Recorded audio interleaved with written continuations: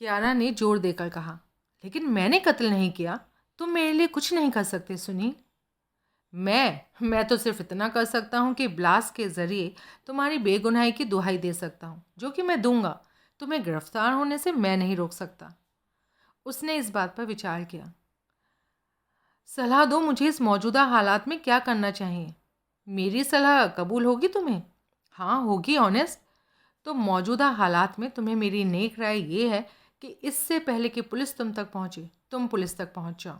यूँ पुलिस की निगाह में तुम्हारा क्रेडिट बनेगा। मैं पुलिस के पास जाऊं? वैसे तो तुम्हें तभी जाना चाहिए था जब तुमने लाश देखी थी, पर वो मुझे कातिल समझ लेते। वो तो अब भी समझ रहे हैं, नहीं? उसने जवाब नहीं दिया। दूसरे, तुम एक बहुत ही इम्पोर्टेंट जानकारी दबाए बैठी हो। सिर्फ तुम जानती हो कि मरने वाला तत्काल मृत्यु को प्राप्त नहीं हुआ था। दम निकलने से पहले वो एक नाम लेकर मरा था, एक लफ्ज़ मंगला बोलकर मरा था। और ये एक बहुत अहम बात है जो पुलिस की जानकारी में आना चाहिए। ये मरने वाले की डाइंग डिक्लेरेशन है। उसका कत्ल जो कोई भी हो मंगला ने किया है। समझी कुछ? उसने कठिन भाव से सहमति में सर हिलाया। जानती हो ना, मानती हो ना, ये बात पुलिस को मालूम होनी चाहिए। हाँ, लेकिन ये बात तुमने मुझे पहले तब क्यों नहीं बोली जब मैंने इसके बाबत तुम्हें बताया था? तब मैंने नहीं सोचा था कि इतनी जल्दी तुम पुलिस के फोकस में आ जाओगी। मेरा जो ख्याल था, जब तक पुलिस की तवज्जो तुम्हारी तरफ जाएगी तब तक तो असली कातिल गिरफ्तार हो चुका होगा और इस बात की कोई अहमियत नहीं रह जाएगी कि तुम्हें खास क्या मालूम था, क्यों कर मालूम था। हम्म तो तुम्हारी राय में अब मुझे खुद पुलिस के पास जाना चाहिए? हाँ, और इसी में तुम्हारी भलाई है। वो सवाल नहीं करेंगे कि मैं फ़ौरन क्यों नहीं पहुंची। कहना मैं घबरा गई थी, लाश देखकर सकते में आ गई थी। आखिर किसी मकतूल को देखना कोई रोज़मर्रा का वाक़या तो नहीं होता। जब तुम्हारे होशो हवास ठिकाने आए तब तुम्हें ख्याल आया कि तुम्हें अखलाकी फ़र्ज़ बनता है कि तुम्हें पुलिस के पास जाना चाहिए था और तुम्हें जो कुछ मालूम था वो पुलिस को बताना चाहिए था। देख लेना, इससे तुम्हारा क्रेडिट बनेगा और इसी वजह से वो तुम्हारी इस कोताही को नज़रअंदाज कर देंगे कि तुमने फ़ौरन पुलिस का रुख क्यों नहीं किया। हम्म तुम सीधे पुलिस हेडक्वार्टर जाना और वहाँ इंस्पेक्टर प्रभुदयाल से मिलने की मांग करना, जो कि इस केस का इन्वेस्टिगेटिंग ऑफिसर है। मैं उसे अच्छी तरह से जानता हूँ और इसी बिना पर कहता हूँ कि वो तुम्हारे साथ रीजनेबली पेश आएगा, बशर्ते तुम सब कुछ सच सच बयां करो। और और तो वही है जो मैं पहले भी बोला था, हर बात सच सच बताना। अगर तुम कातिल नहीं हो तो मैं नहीं हूँ, तो तुम्हारे झूठ बोलने का ना कोई हासिल है ना कोई वजह है, या है? उसने सर इनकार में हिलाया। अब बोलो क्या कहती हो? उसने तत्काल जवाब नहीं दिया। स्वीट हार्ट, तुम्हें एडवांस में वार्निंग है कि तुम्हारे पर क्या विपत्ति आने वाली है। उसका पुरजोर मुकाबला करने का यही तरीका है कि वो नौबत आने से पहले तुम एक्ट करो। अब जवाब दो। मैं तुम्हारी राय पर अमल करने को तैयार हूँ। That's like a good girl. लेकिन मैं पुलिस को बोलूँगी क्या? वही बोलोगी जो सच के दायरे में आता है। ये कबूल करने के ख्याल से मेरा दिल हिलता है कि मैं कमरे में दाखिल हुई थी और वो मेरी आंखों के सामने मरा था। तो दिल को मजबूत करो। अगर मैं तमाम वाक्य कह सुनाऊं लेकिन ये ना कहूं कि मैं कमरे में दाखिल हुई थी तो? सुनील पहले ही इनकार में सर हिलाने लगा। सनशाइन, अहम तरीन बात मरते शख्स की ज़बानी मंगला का जिक्र है।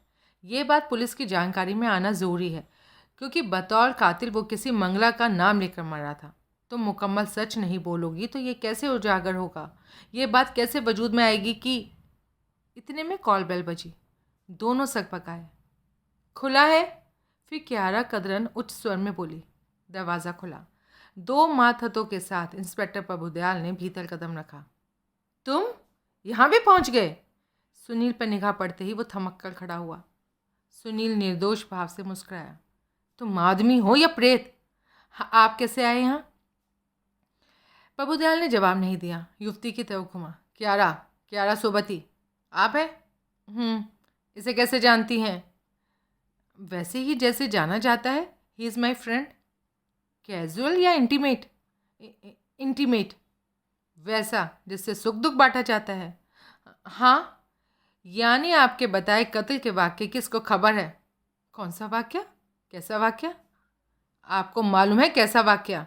आप ये बताइए कि हमारे यहाँ पहुँचने से पहले ये शख्स आपको क्या पट्टी पढ़ा रहा था? प्रभु मैं शट अप। सुनील ने होठ भींच लिए। रामपाल। जी साहब। 3 फीती वाला एक हवलदार तनिक आगे बढ़कर तत्पर स्वर में बोला, ये आदमी अगर दोबारा बोले ना तो इसके मुंह में कपड़ा ठूस देना। जी साहब। प्रभुदयाल कुछ क्षण सुनील को घूरता रहा, फिर वापस कियारा की तरफ घूमा। जवाब दीजिए, क्या पट्टी पढ़ाई इसने आपको? कोई पट्टी नहीं पढ़ाई, एक शुभ चिंतक की तरह से राय दी। अच्छा, राय दी। इसको जब मैंने कल रात का वाक्य सुनाया तो इसने कहा कि मुझे फौरन पुलिस के पास जाना चाहिए, जो मैं जानती थी सब बयान कर देना चाहिए। प्रभुदयाल के चेहरे पर हैरानी के भाव आए। ऐसा कहा इसने? हाँ, और मैं तो अभी पुलिस हेडक्वार्टर के लिए निकलने ही वाली थी कि आप आ गए। और क्या कहा? और कहा कि वहाँ मैं जो कहूँ बिल्कुल सच कहूँ और झूठ तो हरगिज़ ना बोलूँ। प्रभुदयाल की हैरानी फिर से उजागर हुई। तो आपने कहना था इस बाबत इसने आपको कोच नहीं किया? ऐसा कुछ नहीं किया, इसने वही कहा जो मैंने बोला, ये कि आप पुलिस हेडक्वार्टर जाकर अपना बयान दें, जो बोलें सच बोलें और सच के अलावा कुछ ना बोलें। जी। आपको मालूम था कि पुलिस हेडक्वार्टर में आपको कहाँ जाना था? नहीं मालूम था, इसी ने बताया। क्या बताया? कि मुझे वहाँ जाकर इंस्पेक्टर प्रभुदयाल से मिलना चाहिए था। अच्छा, और उससे क्यों? क्योंकि एक तो वो केस के इन्वेस्टिगेटर ऑफिसर थे, दूसरे बहुत रीजनेबल पुलिस ऑफिसर जिनसे मैं बेखौफ मिल सकती थी। ऐसा कहा इसने? हाँ। मैं हूँ इंस्पेक्टर प्रभुदयाल। रे, मैं यहाँ आपको कत्ल के इल्ज़ाम में गिरफ्तार करने आया था, लेकिन अब मैं सिर्फ रिक्वेस्ट करूँगा कि आप मेरे साथ पुलिस हेडक्वार्टर चलें और एक रूटीन पूछताछ में बतौर गवाह पुलिस को सहयोग दें। मैडम, मैं आपको हिरासत में नहीं ले रहा हूँ, सिर्फ साथ चलने की रिक्वेस्ट कर रहा हूँ। आप नीचे चलिए, मैं दरवाज़ा बंद कर आती हूँ। प्रभुदयाल ने वो बात कबूल की, लेकिन सुनील को उसने पीछे नहीं छोड़ा। सुभाष नगर से सुनील पूर्व परिचित था। वो शहर से कदरन बाहर जॉर्ज टाउन से 3 किलोमीटर आगे एक मध्यम वर्ग की कॉलोनी थी। हाउस नंबर 3/5, जो कि मकतूल अंशुल खुराना उर्फ आदित्य खन्ना और अब उर्फ अविनाश खत्री की ज़िंदगी में उसका आवाज़ था, को तलाश करने में उसे कोई दिक्कत नहीं हुई। कॉल बेल बजाने के पहले ही उसे वहाँ मातम का माहौल छाया लगा। उस घड़ी 10:30 बजे थे। जवाब में जिस औरत ने दरवाज़ा खोला, उसकी पोशाक और उम्र ही जाहिर कर रही थी कि वो मकतूल की बेवा थी। योगिता जी? उसने सहमति में सर हिलाया। आपके साथ बहुत बुरा हुआ, मुझे बहुत हमदर्दी है आपसे। मैंने आपको पहचाना नहीं। मैं सुनील हूँ, प्रेस रिपोर्टर। आप उनसे वाकिफ़ थे? नहीं, मुझे ये फ़क्र कभी हासिल नहीं हुआ। तो क्या चाहते हैं आप? आपसे 2 मिनट बात करना चाहता हूँ, आपके दिवंगत पति के बारे में। आइए। Thank you. वो उसके पीछे बाहरले गेट से भीतर दाखिल हुआ। बैठक से फर्नीचर हटा दिया गया है, दरी बिछी हुई है, इसलिए आपको बरामदे में ही। अरे नहीं, मुझे कोई एतराज़ नहीं। बरामदे में वो 2 कुर्सियों पर आमने सामने बैठे। अंतिम संस्कार हो गया? कल शाम काफ़ी लेट, डेड बॉडी मिलने में देर लगी। ओह, तो पुलिस ने परेशान तो नहीं किया? नहीं, लेकिन बोलते थे कि अभी पूछताछ के लिए फिर आएंगे या मुझे हेडक्वार्टर बुलाएंगे। आई सी। तो कल आपने ताज़ा खबर में मुख्य पृष्ठ पर छपी अपने पति की तस्वीर देखी? जी। यहाँ ताज़ा अखबार आता है? नहीं, यहाँ कोई अखबार नहीं आता। वो ऑफिस में अखबार मंगवाते थे, जिससे वो शाम को लौटती बार कभी कभार घर ले आते थे। कौन सा? क्रॉनिकल। तुम उसी अखबार से हो? नहीं, मैं तो ब्लास्ट में हूँ, उसका चीफ रिपोर्टर। तो कैसे आपके नोटिस में ताज़ा खबर और उसकी छपी तस्वीर आई? मैं सब्जी लेने मार्केट गई थी। वहाँ कोई अखबार को यूँ थामे पढ़ रहा था कि मुख्य पृष्ठ का रुख मेरी तरफ था और उस पर छपी इनकी तस्वीर मुझे दिखाई दी। मेरे तो छक्के छूट गए। मैंने उस शख्स से अखबार हासिल किया, उसकी कत्ल संबंधी हेडलाइन पढ़ी, जल्दी जल्दी खबर पढ़ी तो अब वो फफक फफक कर रो पड़ी। धीरज रखिए मैम, जो होना था वो हो गया, होने को कोई नहीं टाल सकता। फिर क्या किया आपने? उसने अपने सफ़ेद साड़ी का पल्लू अपनी आंखों पर फेरा। मैंने सब्जी का ख्याल छोड़ा, अखबार अपना खरीदा, घर आकर राज को फ़ोन किया। राज कौन? प्रहलाद राज, मेरे पति का बिजनेस पार्टनर। वो कहाँ रहता है? विनायक नगर। वहाँ हाउसिंग बोर्ड के फ्लैट्स हैं, फ्लैट नंबर 45 में। सुनील ने पता मोबाइल पर नोट किया। फिर वो दौड़ा हुआ आया, मैंने उसे अखबार दिखाया। आपने उसे अखबार दिखाया, यानी कि इस खबर से वो वाकिफ़ नहीं था? नहीं, सुबह उसके घर अखबार तो आता है, पर ताज़ा खबर से उसका कोई मतलब नहीं था। ओह, तो आपकी तरह उस खबर ने उसे भी हैरान किया। वो तो करना ही था, लेकिन वो मर्द था, मेरे से ज़्यादा दुनियादार था। इसलिए उसने एक शक ज़ाहिर किया कि ताज़ा खबर में छपी तस्वीर मेरे पति की नहीं थी। लेकिन आपने तो सूरत पहचानी थी। वो बोला कि सूरत तो मिलती जुलती भी हो सकती थी। वो मेरे पति से मिलती जुलती शक्ल वाला कोई दूसरा शख्स हो सकता था। आखिर अखबार के मुताबिक उसका नाम जुदा था और कहीं बाहर से आया लोकल होटल में मौजूद था, जबकि मेरे पति तो बाहर गए हुए थे, मुंबई मुंबई गए हुए थे वो तो आपको यकीन आया कि अखबार में छपी तस्वीर आपके पति की नहीं थी? उसने मजबूती में इनकार में सर हिलाया। यकीन नहीं आया तो आपने अपने मुंबई गए पति से संपर्क करने की कोशिश नहीं की ना? उनके मोबाइल पर कॉल लगाई, लेकिन कोई जवाब नहीं मिला। होटल फ़ोन नहीं किया? मुझे नहीं मालूम था कि मुंबई में वो कहाँ ठहरे हुए थे। तो आखिर आपने क्या फ़ैसला किया? उस घड़ी मेरी अक्ल ने मुझे यही सुझाया कि मुझे लाश की सूरत देखनी चाहिए थी। हाँ, गलत तो नहीं सुझाया। तो इस वजह से आप पुलिस हेडक्वार्टर गईं? वहाँ जाना कैसे सूझा? खबर के साथ केस के इन्वेस्टिगेटिंग ऑफिसर किसी इंस्पेक्टर प्रभु दयाल का नाम छपा था, जो पुलिस हेडक्वार्टर में पाए जाते थे। इसलिए आप वहाँ गई? हाँ। अकेली? नहीं, राज साथ गया था। आपने उससे पुलिस हेडक्वार्टर साथ चलने की दरख्वास्त की? ज़रूरत ही नहीं पड़ी, उसने खुद ऑफ़र किया। ओह, खुद ऑफ़र किया। इतना भला नेक दुनियादार आदमी है राज, मेरे पति का जिगरी था, उसका बिजनेस पार्टनर था, क्यों नहीं करता? ठीक, बाज लोग बने ही ऐसे होते हैं कि ऐसे मामलों में मदद के लिए सामने आने से कभी पीछे नहीं हटते। हाँ, राज ऐसा ही है। तो आप पुलिस हेडक्वार्टर गई, आपको लाश दिखाई दी। आपने उसकी शिनाख्त अपने पति अविनाश खत्री के तौर पर की, जो यहाँ सुभाष नगर के रहने वाले थे। हाँ।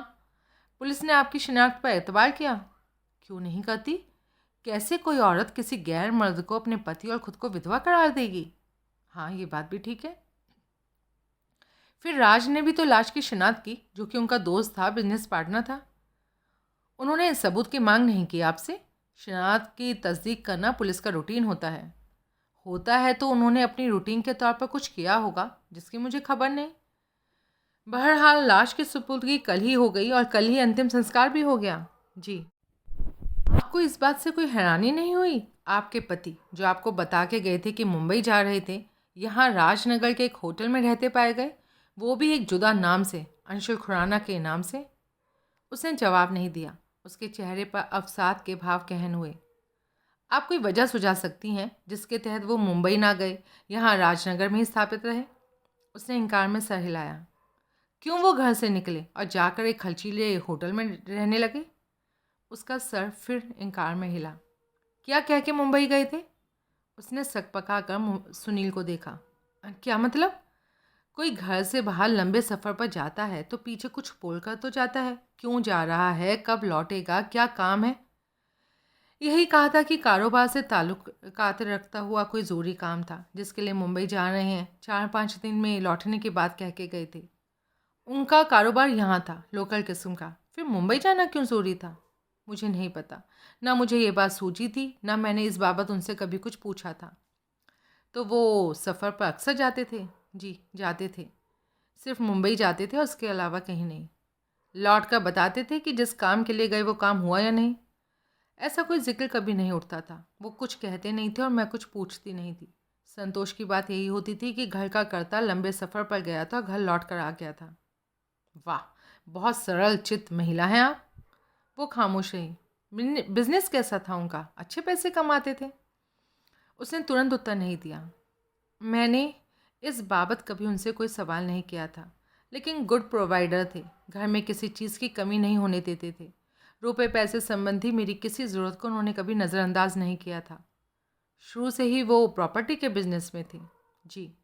कोई साइड बिजनेस? मुझे खबर नहीं। आपको खबर नहीं या थी ही नहीं?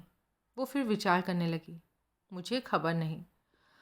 हो तो आपको हैरानी होगी। भाई, छोटा मोटा कुछ और करते हों तो मोटा मोटा, मेन बिजनेस से ज़्यादा तंदुरुस्त नहीं हो सकता। जब आपको उनकी माली हैसियत की कोई खबर ही नहीं तो क्यों नहीं हो सकता? नहीं हो सकता। कोई मर्द अपनी बीवी से, अपने बच्चों की माँ से अपनी कोई बड़ी अचीवमेंट नहीं छुपाता।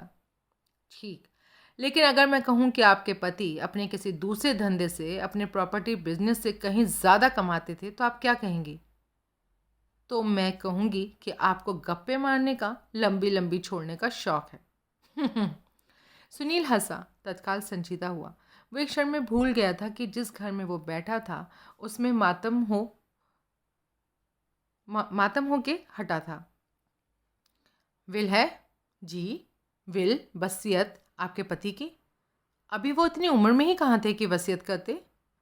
ये ज़रूरी नहीं होता कि वसीयत बुढ़ापे में की जाए। दानिशमंद लोग गृहस्थी बसा लेते हैं तो वसीयत को ज़रूरी समझने लगते हैं। मुझे वसीयत की कोई खबर नहीं। आप उनकी पत्नी हैं, इसलिए स्वाभाविक वारिस हैं। तलाश कीजिएगा। तलाश में शायद आपको उनके किसी लॉकर या लॉकर्स की भी खबर लगे। उसने हैरानी से सुनील की तरफ देखा। पार्टनर साहब इस घड़ी कहाँ होंगे? घर पर ही होंगे। दोपहर बाद यहाँ आने को बोल के गए थे, लेकिन अभी तो घर पर ही होंगे। शादीशुदा हैं? हाँ। बच्चे? नहीं। हाल में शादी हुई? नहीं, शादी को तो 6 साल हो गए। फिर भी बच्चे नहीं? वो क्या है कि अनबन रहती है पति पत्नी में। बीवी खाते पीते घर की हैं, बहुत तुनक मिजाज हैं, इसलिए रात से गिले शिकवे ही करती रहती हैं। अक्सर खड़े पैर उठती है और मायके चली जाती है, फिर खुद आ भी जाती है। आजकल कहाँ है? मायके। मायके कहाँ है? झेरी। तो बहुत दूर तो नहीं हुआ? हाँ। अच्छा, मैं इजाज़त चाहूँगा। अपना टाइम देने का बहुत शुक्रिया। सुनील एकाएक खड़ा हुआ। उसने सहमति में सर हिलाया। सुनील विनायक नगर पहुंचा। प्रहलाद राज हाउसिंग बोर्ड के अपने फ्लैट में मौजूद था। वो एक फिल्म स्टार्स जैसी सजधज वाला 35 साल का गोरा चिट्टा दुबला पतला क्लीन शेव्ड व्यक्ति था, जो व्यक्तित्व के आकर्षण के मामले में सिर्फ कद में मात खा गया था। लंबे बाल रखता था जो साफ लगता था कि ब्यूटी सैलून से सेट कराता था। अपने घर पर मौजूद था, फिर भी उस घड़ी बड़ी माकूल सजीली पोशाक पहने था। सुनील ने उसे अपना परिचय दिया। क्या यार, तुम चौथे अखबार वाले हो जिसने सुबह से अब तक कॉल बेल बजाई है? सॉरी। अरे भाई, तुम्हें सॉरी करने के लिए नहीं बोला। मैं तो ये बात इसलिए कह रहा हूँ कि जब तक कत्ल से मेरा खुद का वास्ता नहीं पड़ा था, मुझे पता ही नहीं था कि कत्ल इतनी बड़ी न्यूज़ होता था। जबकि कत्ल किसी वीआईपी का भी नहीं, किसी नेता या अभिनेता या धन कुबेर का भी नहीं था। कत्ल बड़ा समाजी कारोबार होता है सर। किसी की नाहक जान ले लेना एक शैतानी हरकत है। संवेदनशील समाज की जिसकी तरफ हमदर्दी तवज्जो जानी ही होती है। आखिर आज जो एक के साथ बीतती है वो कल दूसरे के साथ बीत सकती है। जाबर के जुर्म से इम्यूनिटी तो किसी को हासिल नहीं है ना। You said it my dear. क्या नाम बताया था तुमने अपना? नाम तो जी मैंने अभी आपको बताया ही नहीं। अच्छा, तो बताते तो क्या बताते? सुनील, सुनील चक्रवर्ती। ब्लास्ट? जी हाँ, कैसे जाना? मशहूर हस्ती हो भाई अखबार की दुनिया में, फिर यहाँ ब्लास्ट ये तो आता है। जानकर बहुत खुशी हुई। अच्छा ये बताओ, तुम्हारी पूछताछ लंबी होगी या छोटी? कह नहीं सकता सर, आपके मूड पर, मिजाज पर मुनहसर है। इस बात पर मुनहसर है कि आप मीडिया को कितना मुंह लगाते हैं। भाई, जो तुमसे पहले आए उसकी पूछताछ से तो मैं बेजार था, लेकिन तुम्हें खुली छूट है क्योंकि तुम सुनील हो, ब्लास्ट से आए हो। अहो भाग्य। आओ बैठ जाओ। उसने सुनील को ड्राइंग रूम में बिठाया, खुद उसके सामने बैठा। सिगरेट पीते हो? जी हाँ, लेकिन शुक्रिया, मेरे पास है। भाई इसलिए पूछा, मेरा पैकेट खाली हो गया। पीते हो तो एक मेरे को दे दो। Oh yes sir. सुनील ने अपना पैकेट निकाला और अपने विशिष्ट अंदाज से उसे यूं झटका कि एक सिगरेट आधा बाहर उछल पड़ा। उसने पैकेट मेजबान की तरफ बढ़ाया तो उसने वो सिगरेट खींच लिया। सुनील ने भी एक सिगरेट लिया और फिर लाइटर निकाल कर दोनों सिगरेट सुलगाए। Thank you. आजकल बीवी मायके गई हुई है, इसलिए मैं तुम्हें कोई चाय कॉफ़ी ऑफ़र नहीं कर सकता। ज़रूरत ही नहीं है जनाब। अलबत्ता पेप्सी, कोक या juice? No sir, thanks all the same. अब बोलो भाई, क्या पूछना चाहते हो? बल्कि पहले ये बताओ, तुम्हें मेरी खबर कैसे लगी? मकतूल की बेवा से लगी। आप मकतूल के पार्टनर थे। बेवा से बातचीत के दौरान आपका जिक्र आया तो मुझे इस पते की खबर लगी। वैसे सुना है कि कल बेवा के साथ आप पुलिस हेडक्वार्टर भी गए थे, फिर लाश की शिनाख्त के सिलसिले में विक्टोरिया हॉस्पिटल के मोर्ग में भी गए थे। ठीक सुना है आपने। आपका पूरा नाम? पूरा नाम? पेपर में कोट करने के काम आएगा ना। हाँ, मेरा आधा पौना पूरा नाम एक ही है, प्रहलाद राज। सरनेम? कोई नहीं, मैं सरनेम के बहुत खिलाफ हूँ। मैं सरनेम के खिलाफ हूँ क्योंकि मैं जात पात के खिलाफ हूँ। जात पात आदमी और आदमी में फ़र्क करती है, उन्हें बांटती है। क्या बढ़िया फ़लसफ़ा है तुम्हारे लिए, लेकिन नेहा नहीं है। उधर लिकर कैबिनेट के ऊपर एक तस्वीर लगी है, उसे देखो। सुनील ने निर्देशित दिशा में देखा तो दीवार पर एक फ्रेम टंगा पाया जिसमें उसका मेजबान फिल्म अभिनेता इरफान खान के साथ दिखाई दे रहा था। दोनों मिड शॉट में थे और कैमरे को देखकर हंस रहे थे। साथ ही उसने शीशे के फ्रंट वाली लिकर कैबिनेट भी देखी जिसमें उम्दा स्कॉच विस्की की कई बोतलें मौजूद थी। कैबिनेट के ऊपर एक चमड़ा मंडा घोड़ा खड़ा था जो कि था तो खिलौना ही, लेकिन फासले से भी उत्तम कारीगरी का नमूना जान पड़ता था। उसके बाजू में 8x10 इंच का एक फ़ोटो फ्रेम था जिसमें से एक रेस का घोड़ा चित्रित था जिस पर जॉकी सवार था और जिसके दाएं बाएं घोड़े की लगाम थामे अभिनेता इरफान खान और उसका मेजबान प्रहलाद राज खड़े थे। आप इरफान खान से वाकिफ़ जान पड़ते हैं। इरफान मेरा आइडल है, मैं उसका हम ख्याल हूँ। जात पात की जो वजह मैंने बयान की उसी वजह से उसने अपने नाम से हमेशा के लिए खान हटा लिया और अब जिस फिल्म में वो रोल करता है उसके क्रेडिट्स में उसका नाम खाली इरफान दर्ज होता है। अच्छा, मुझे नहीं मालूम था, देखना कभी। इसलिए आप प्रहलाद राज? No surname. हाँ, लेकिन अगर तुम्हें सरनेम की इतनी तलब है तो भाई तुम समझ लो मेरा सरनेम राज है, मिडल नेम नहीं है। अच्छा, वो घोड़ा किसी बहुत ही उम्दा कारीगर की कारीगरी जान पड़ता है। हाँ, है तो चाइनीज़ खिलौना ही, लेकिन इसकी एक ख़ास अहमियत मेरे लिए है। खुद इरफान ने मुझे गिफ्ट किया था ये। वो राजनगर आया था? हाँ, मैं मुंबई गया था। फिर तो वो बगल की फ्रेम में लगी तस्वीर भी मुंबई रेसकोर्स की ही होगी। हाँ, वहीं की है। लगता है रेस के शौकीन हैं आप। हूँ तो सही, थोड़ा बहुत। दाम लगाते हैं? हाँ, कभी कभार। कहाँ? राजनगर में तो रेस होती नहीं। आजकल बुके की मार्फत आप इंडिया में कहीं भी दाव लगा सकते हैं। मुंबई, पूना, हैदराबाद, बेंगलोर, कहीं भी। अच्छा, मुझे नहीं मालूम था। तो आप मकतूल के साथ पार्टनरशिप में प्रॉपर्टी बिजनेस में थे? हाँ, लेकिन सुना है सेल्स परचेज में कमीशन खाने वाले काम नहीं करते थे। हमारा काम बहुत दिलचस्प है। बिल्डर वाला? हाँ, लेकिन इमारत खड़ी करने वाला नहीं। हमारा काम जुदा किस्म का है, इसलिए दिलचस्प बोला। सुनो, राजनगर डेवलपमेंट अथॉरिटी की 30 साल पहले जब स्थापना हुई थी तब उसने जो फ्लैट बनाकर पब्लिक को दिए थे वो आज वाले फ्लैट्स के मुकाबले में बहुत खुले थे। उनकी छतें भी आज के मुकाबले में ऊंची थी। 30 साल के वक्फे में ऐसे कई फ्लैट खस्ता हालत में पहुंच चुके हैं क्योंकि अलॉटीज़ की उनको रेनोवेट करा पाने की हैसियत नहीं। हम ऐसा टूटा फूटा फ्लैट खरीदते हैं, 6 महीने में उसका काया पलट कर देते हैं। मार्बल की फ्लोरिंग, मॉड्यूलर किचन, नए मॉडर्न खिड़की दरवाजे, luxury bathroom fittings, pipe wiring और भी सारा फैंसी लाइट्स वगैरह, और वो फ्लैट ऐसा बन जाता है जैसे वो किसी बड़े होटल का हिस्सा हो और फिर मुंह मांगे दामों पर बिकता है। बाहर उसे देखता है तो मचल उठता है कि यही लूँगा, भले कितनी रकम लगे।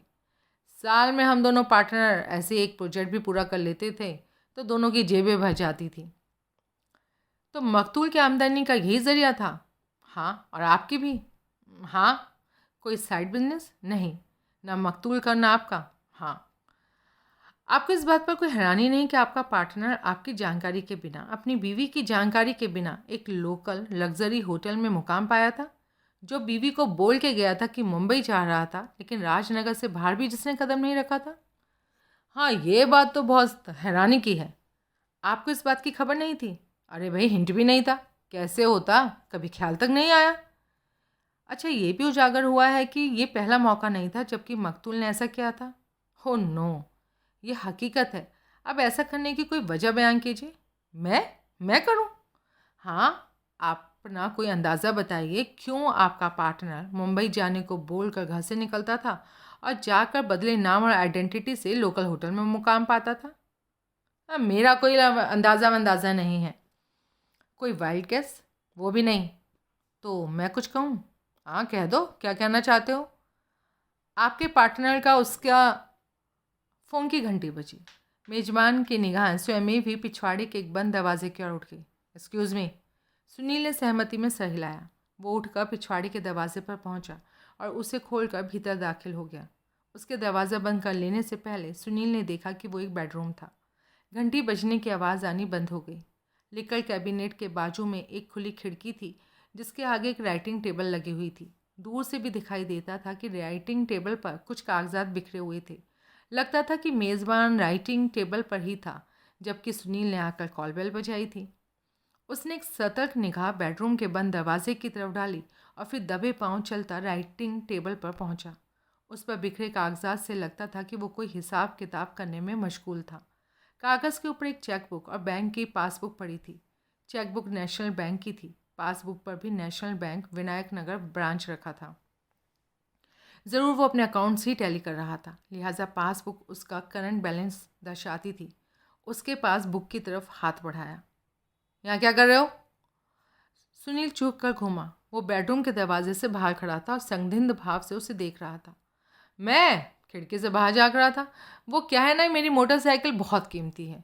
यहाँ पहुँचकर जब मैंने मोटरसाइकिल पार्क की थी तो बच्चे घेर कर खड़े हो गए थे। देख रहा था कि कहीं कोई छेड़खानी तो नहीं कर रहे।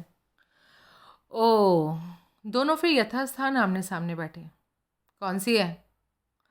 मेरी? वो MV अगास्ता अमेरिका 20 हॉर्स पावर्स। नाम तो सुना है।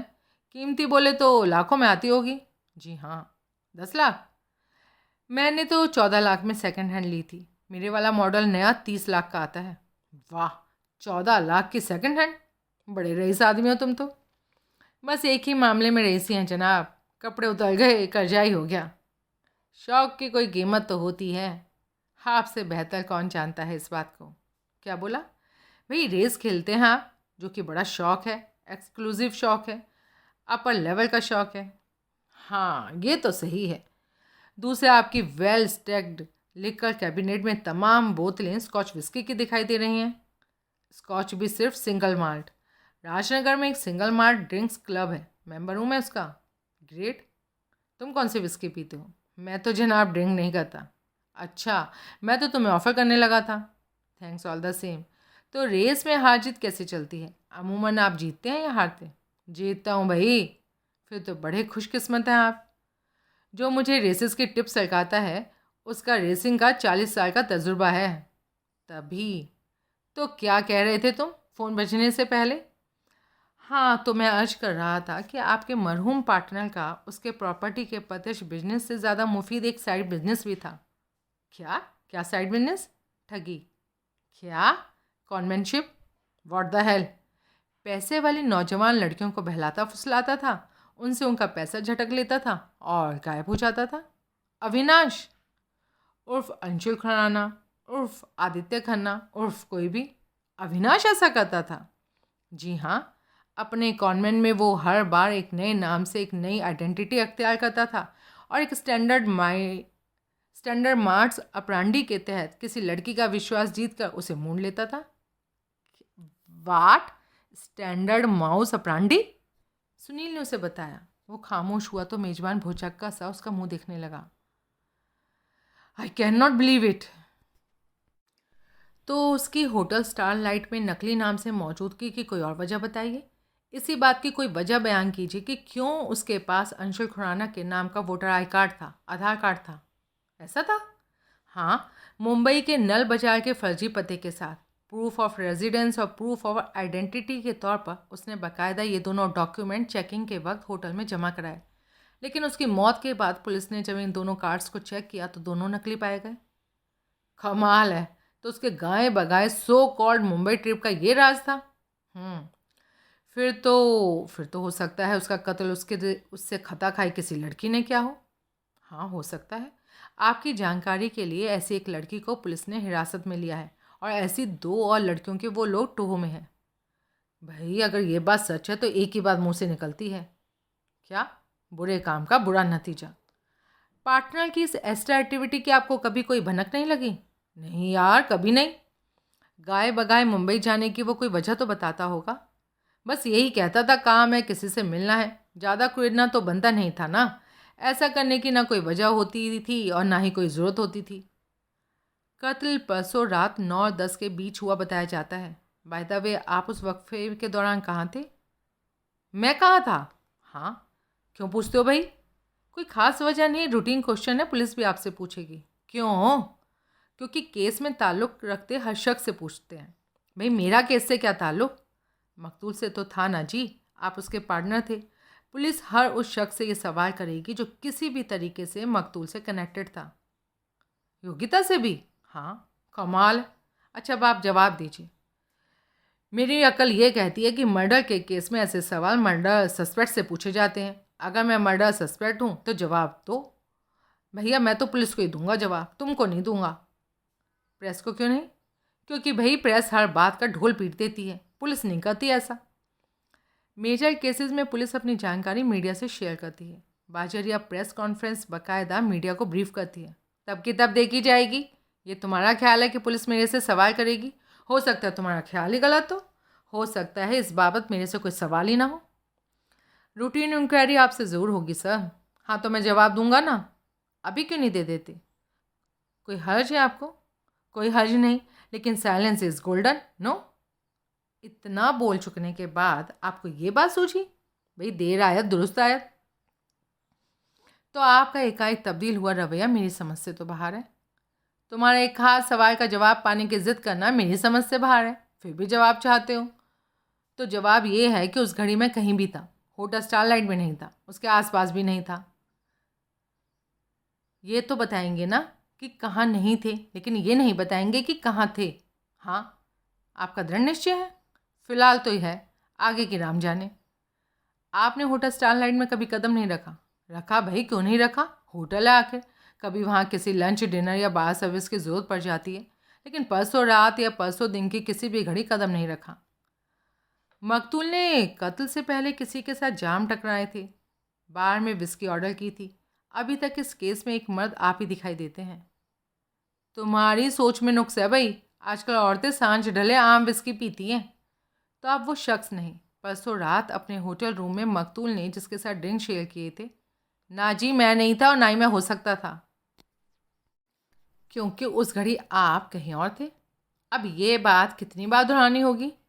लेकिन आप ये नहीं बताएंगे कि आप कहाँ थे। ये बात भी okay. Happy meeting with police. Sunil उठ खड़ा हुआ, वो भी उठा। वो दरवाजे पर पहुंचे। उसने खोलने के लिए दरवाजे की तरफ हाथ बढ़ाया तो दरवाजे पहले ही खुल गया और एक नौजवान लड़की उसकी छाती से अटक रही। Easy easy does it, Sunil बोला। सॉरी, वो राज कहाँ है? मैं यहाँ हूँ, सुनील के पीछे से आवाज़ है। मैं फिर आऊँगी। नहीं, ये जा रहे हैं। नहीं, मैं फिर आऊँगी। वो हिरनी की तरह वहाँ से हवा हुई।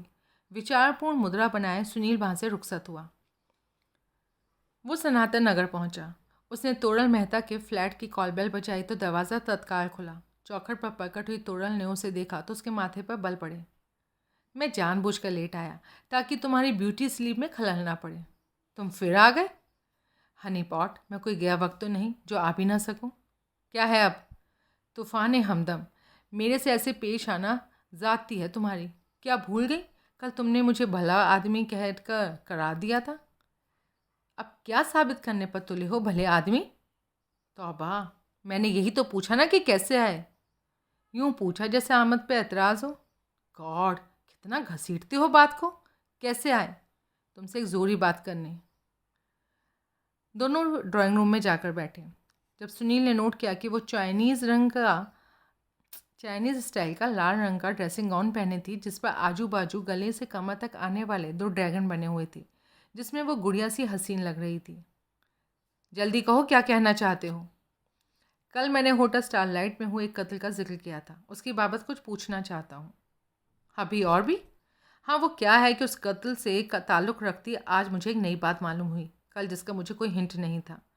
कत्ल एक नक्काशीदार हैंडल वाले चाकू से हुआ है, जो उस किस्म का है जो खाना बदोश लोग खुद बनाते हैं और पटरी पर बेचते हैं। तो आगे बढ़ने से पहले मैं तुमसे कुछ पूछना चाहता हूँ। पड़ोसी कलाकार सफदर हुसैन से तुम्हारे बड़े मधुर संबंध है। तुम दोनों का एक दूसरे के यहाँ आम आना जाना है, ख़ासतौर से तुम्हारा, क्योंकि वो बिरयानी बहुत उम्दा बनाते हैं और उनके दस्तरख्वान पर तुम अक्सर इन्वाइटेड होती हो। तो मैं ये पूछना चाहता हूँ कि संबंध मधुर ही है या घनिष्ठ भी? घनिष्ठ से तुम्हारा क्या मतलब? मेरे पिता की उम्र के हुसैन साहब से क्या मेरा लव अफेयर है? देखो, घनिष्ठ संबंधों की तर्जुमानी लव अफेयर से ही नहीं होता। अभी तुमने उन्हें पिता की उम्र का बताया, तुम इन्हें पिता सरीखा समझो, वो तुम्हें बेटी माने, तो भी घनिष्ठ संबंधों की स्थापना होती है नहीं? तो ऐसी घनिष्ठता थी, स्थापित है, ऐसा प्रेम भाव तुम दोनों में था। हाँ। अपना दुख सुख साझा करती हो उनसे। हाँ। तब उनकी क्या प्रतिक्रिया होती है? वही जो एक पिता की पुत्री के लिए होती है। उनका बस चले तो मेरी सारी बलाएं अपने सर पर ले लें। अच्छा, तुम्हारे लिए कत्ल कर सकते हैं? क्या? क्या बोला? वही जो तुमने सुना। जिस नक्काशीदार हैंडल वाले चाकू से कत्ल हुआ है, जो कि अलायक कत्ल है, उसके फल पर वैसे ऑयल पेंट्स के दाग पाए गए हैं जैसे हुसैन साहब अपनी पेंटिंग्स में इस्तेमाल करते हैं। एन अलायक कत्ल जैसे 7 चाकू कल मैंने उनके वर्क स्टेशन पर पड़े देखे थे। उन्होंने खुद कबूल किया था। उन्हें नहीं मालूम था कि वैसे कितने चाकू उनके पास थे। यानी एक चाकू की घट बढ़ से वहाँ कोई फ़र्क नहीं पड़ने वाला था। अलायक कत्ल के फल पर लगा ऑयल पेंट इस बात की साफ चुगली करता है कि वो उन्हीं चाकुओं में से एक था जो कि कलाकार के वर्क स्टेशन पर मौजूद है। इसका आगे का मतलब ये है कि कत्ल या कलाकार ने खुद किया या एक चाकू वहाँ से चोरी हुआ। कत्ल से कलाकार का कोई रिश्ता या उससे उसका कोई जाती फ़ायदा तो नज़र नहीं आता। फिर भी अगर उन्होंने कत्ल किया तो किसी की भलाई की खातिर किया, और ऐसा कोई मुझे तुम्हारे सिवा तो नज़र नहीं आता। अब बोलो, तुम्हारी खातिर हुसैन साहब ने खून से हाथ रंगे? नहीं, हरगिज़ भी नहीं। उन्हें इस केस की तो भनक तक नहीं जिसकी तफ्तीश में तुम लगे हुए हो। तुमने उन्हें कुछ बताया? नहीं। सच कह रही हो? हाँ, सोच लो। मैं सच कह रही हूँ और सच के सिवा कुछ नहीं। तो फिर अपने सच का मतलब भी समझो। क्या? कत्ल तुमने किया? हो नो। वहाँ से एक चाकू सरका लेने की सुविधा तुम्हें पूरी तरह से हासिल थी। मैंने पहले ही कहा कि एक चाकू की घट बढ़ की वहाँ खबर नहीं लगने वाली थी। तुम मकतूल से वाकिफ़ थी क्योंकि वो तुमसे वाकिफ़ था। उसके मोबाइल में फेवरेट्स में तुम्हारा नंबर दर्ज था। उसके बेडरूम में तुम्हारी तस्वीर मौजूद थी। ऐसा किसी गैर के साथ तो होना मुमकिन नहीं। इतने से ही साबित होता है कि अब नहीं तो पहले कभी ना कभी तो वो तुमसे बाखूबी वाकिफ़ था। वाकफियत की धारा दोनों तरफ से बहती है। ये नहीं हो सकता कि ए बी से वाकिफ़ और बी ए से वाकिफ़ ना हो सकता है ऐसा? उसने जवाब नहीं दिया। मकतूल एक कॉनमैन था जिसका कारोबार ऐसी स्वतंत्र जीवन जीती लड़कियों को ठगना था जिनके पास कोई मोटी रकम हो। तुम ऐसी लड़की हो। तुम अपने अकाउंट्स का स्टेटस बताने को तैयार नहीं, लेकिन मौजूदा हालात की रूह में मैं दावे के साथ कह सकता हूँ कि किसी छोटी मोटी, किसी गिनती में ना आने वाली रकम के अलावा उसमें कुछ नहीं रखा, क्योंकि तुम मकतूल की कामयाब कॉन्वेंटशिप की शिकार हो चुकी हो। सनशाइन, अब ये बात मैं तुमसे पूछ नहीं रहा, तुमको बता रहा हूँ। उसने बेचैनी से पहलू बदला। अब लाख रुपए का सवाल ये है कि जिस शख्स की ठगी का शिकार तुम हुई, उसकी शहर में होटल स्टार लाइट में मौजूदगी की तुम्हें खबर कैसे लगी? जवाब दो। वो खामोश रही। तुम अब खामोश नहीं रह सकती।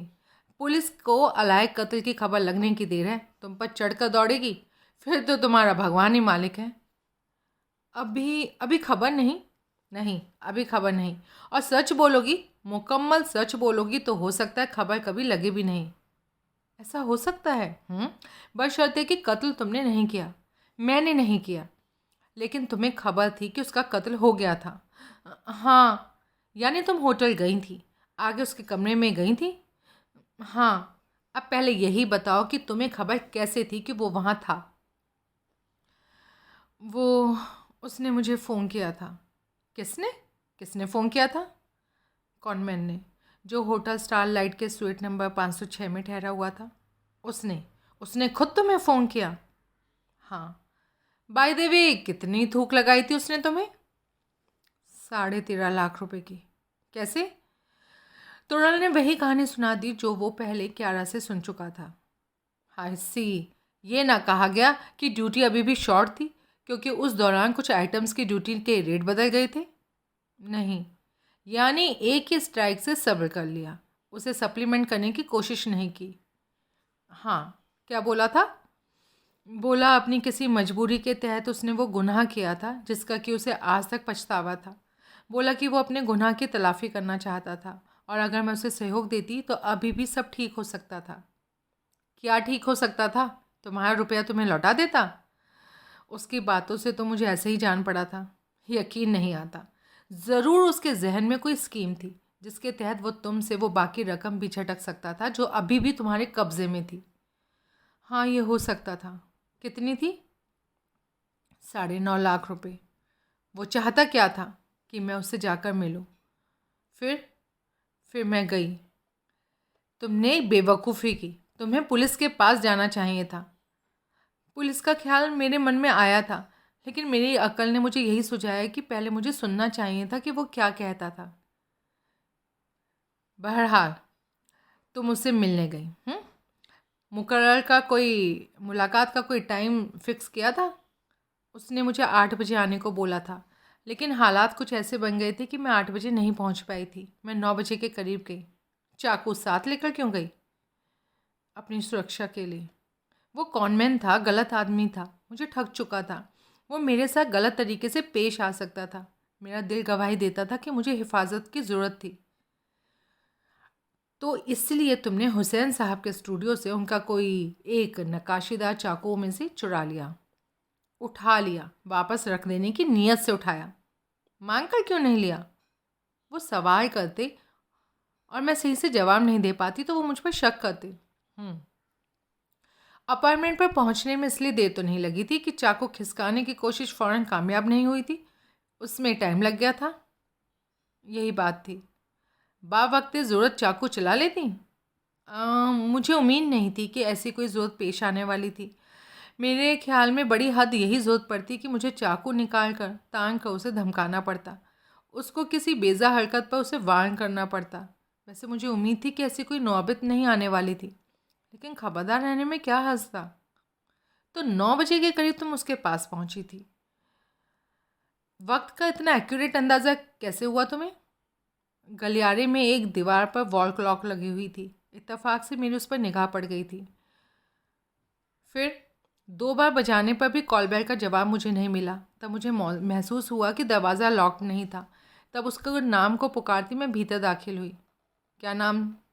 अंशुल खुराना उसका असली नाम था। वो कहता था कि इस नाम से वो होटल में रजिस्टर्ड था। तुम उसे किस नाम से जानती थी? जब उसने तुम्हें अपनी कॉन्वेंटशिप के मायाजाल में उलझाया था तो क्या नाम बताया था अपना? अंशुल खुराना? नहीं, आकाश खोसला। तुमने पूछा नहीं? जब उसका नाम आकाश खोसला था तो वो होटल में अंशुल खुराना क्यों था? पूछा था।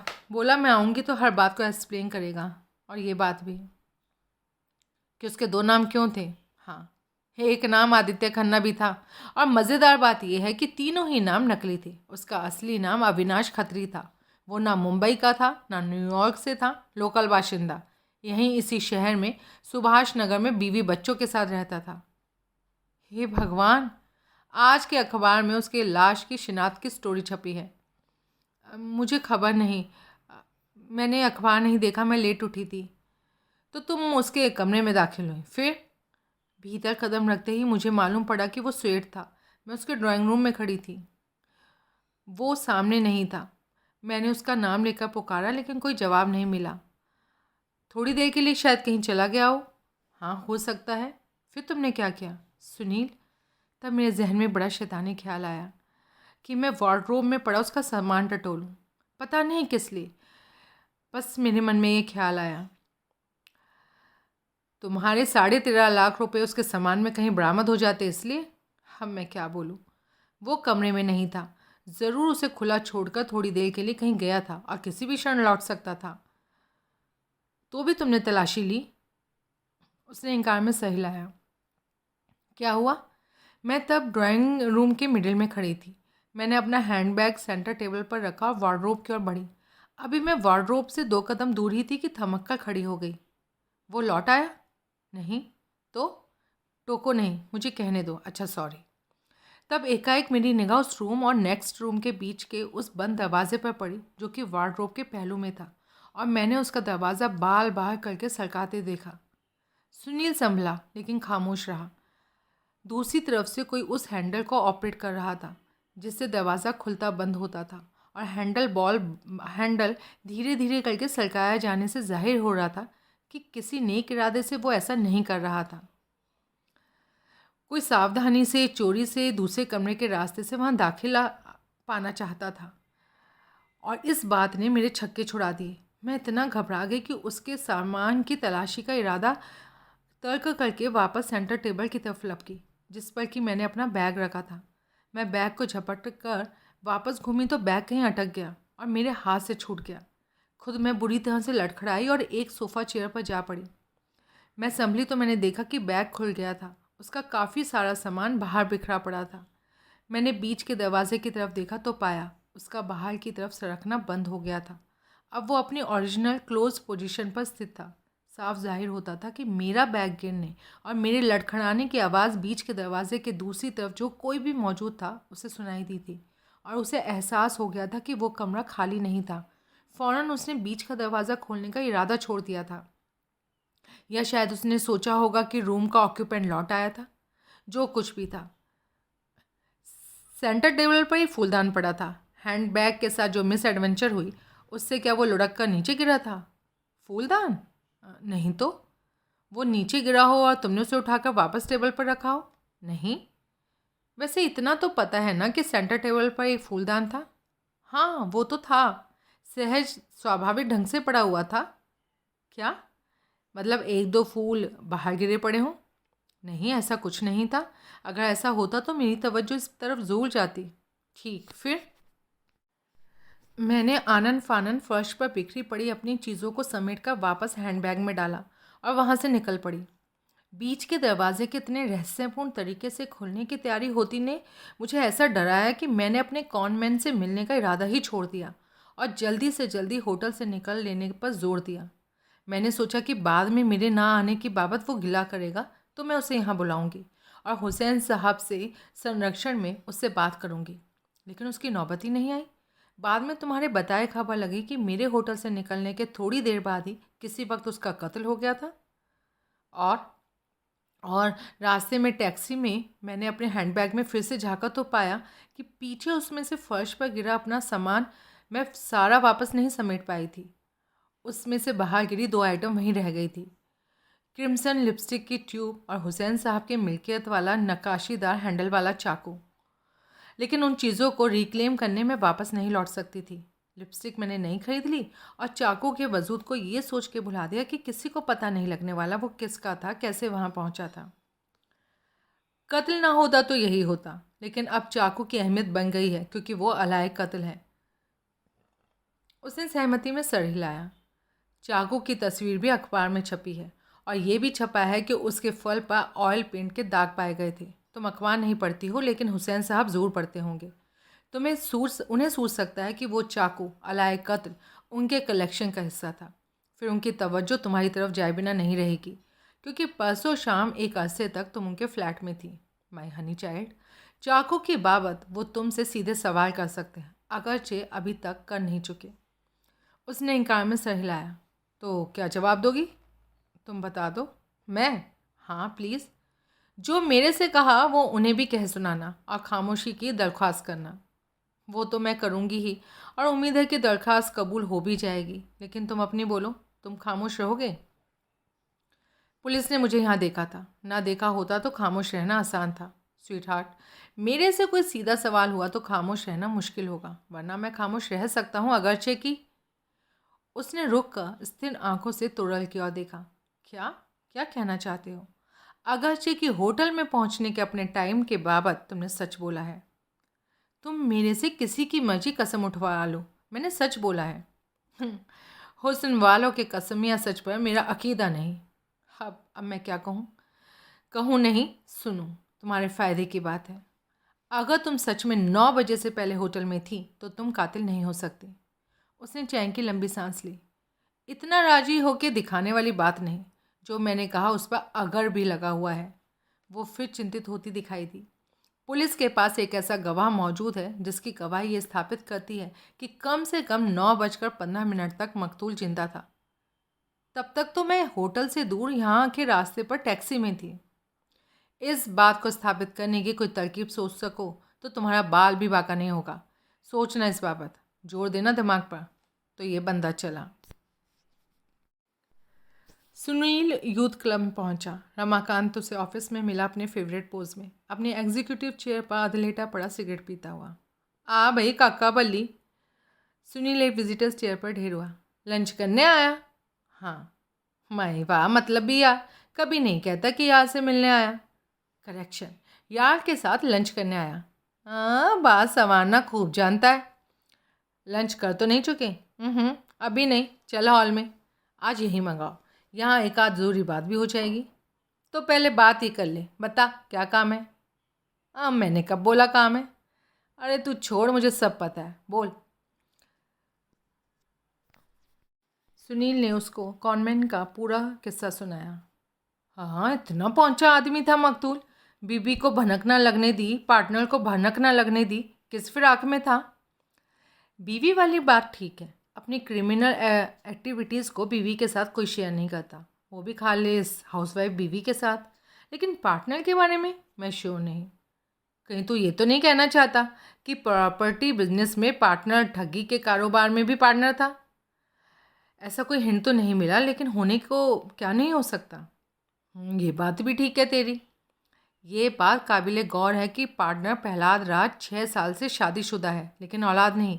बीवी से उसकी बनती नहीं, इतनी नहीं बनती कि वो खड़े पैर उठती है और मायके चली जाती है। मेरे को लगता है कि खाविंद बीवी को उकसाता है, जानबूझकर तकरार का माहौल खड़ा करके उसे उकसाता है कि वो मायके जाए। कैसे लगता है? मैं जब उसके फ्लैट से रुखसत होने लगा था तो वहाँ एक नौजवान लड़की पहुँची थी, फुल पटाखा, बहुत चंचल, उम्र में प्रहलाद राज से कम 10 साल छोटी। उसके व्यवहार से साफ जाहिर होता था कि उस घड़ी वो प्रहलाद राज के फ्लैट में अकेला होने की उम्मीद कर रही थी। यानी कि जानती थी कि उसकी बीवी मायके गई हुई थी।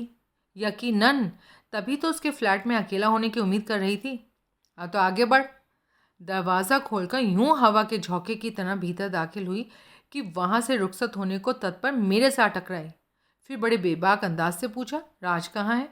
रमाकांत जैसे कि अपेक्षित था, ये ना पूछा कि भाई साहब कहाँ थे, वो कहा था, या राज साहब कहाँ थे, बल्कि पूछा राज कहाँ है, जैसे कि हम उम्र हो। बड़ी फ्रैंक होगी पट्टे के साथ, ऐसे ही लगता है। मैं बोलूँ तो माशूक होगी। हाँ, मेरा भी यही ख्याल है। मुझे देखकर हड़बड़ा गई थी और कहने लगी कि फिर आऊँगी।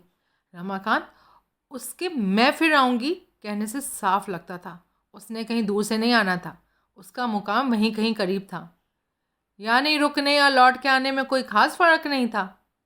मालको, फिर तो ज़रूर वो उसी हाउसिंग बोर्ड में कहीं रहती थी। हाँ, बहुत मुमकिन है। उसका पता निकलवा सकते हो? किस काम आएगा?